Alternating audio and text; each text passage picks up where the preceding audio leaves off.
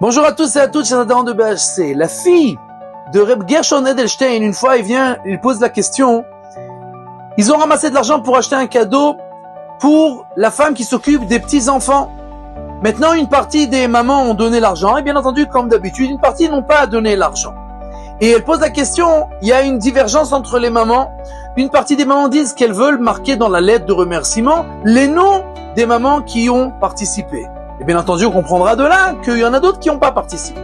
Et les autres mamans qui disent, non mais ça va blesser ces mamans, ces femmes qui n'ont pas donné l'argent, ça va les blesser. Et qu'est-ce qu'on fait dans ce cas-là?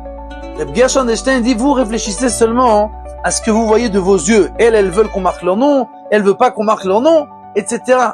Moi, je pense à autre chose. Quand vous donnez un cadeau à la ganénette, à cette femme qui s'occupe de vos enfants, qu'est-ce que vous voulez dans ce cadeau? La remercier et lui donner une bonne sensation. Si vous écrivez seulement une partie des mamans, vous lui donnez quelle sensation en fait? Que l'autre partie peut-être n'était pas contente de la manière dont elle s'est occupée des enfants. Et donc, en lieu de la remercier et de donner une bonne sensation, vous allez la blesser.